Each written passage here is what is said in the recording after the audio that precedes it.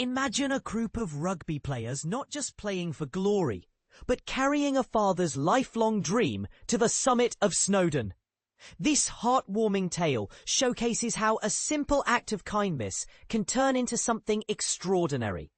Members of Bangor Rugby Club recently fulfilled Phil Thompson's dream of reaching the 3,650-foot peak of Snowdon, a feat he believed was unattainable due to a motorcycle accident at the age of 19.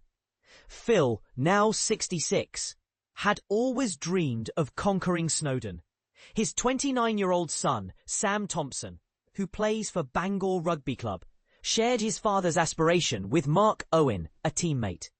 Inspired by Phil's unwavering spirit, Mark knew he had to help make this dream a reality. The club was already planning a fundraising trip to Snowdon, known locally as Withva, which made this endeavour even more fitting. It wasn't our initial plan, Mark admitted, but it became the perfect addition to our fundraiser.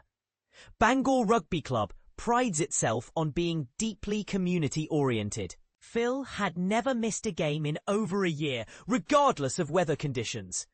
When I heard about his dream, it felt right to help him achieve it, Mark emphasised.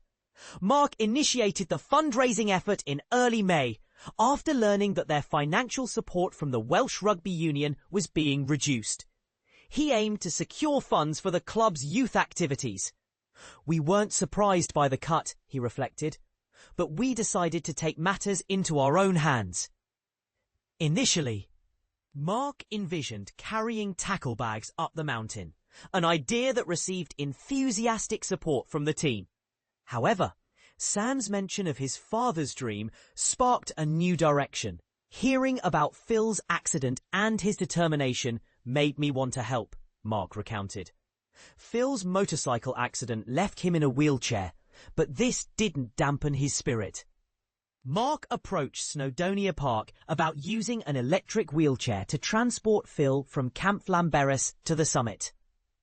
Unfortunately, they discovered the wheelchair could only be used on a different route and wouldn't reach the peak.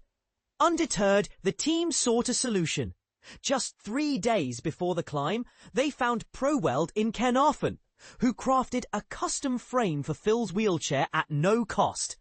This last-minute intervention ensured the fundraising event could proceed as planned. On the day of the climb, the team gathered at the club premises at 5 a.m. Most members started from the base, carrying tackle bags, until they reached Camp Llanberis, where Phil awaited. Participants over 16 took turns carrying Phil up Snowdon, reaching the summit after approximately 3 hours.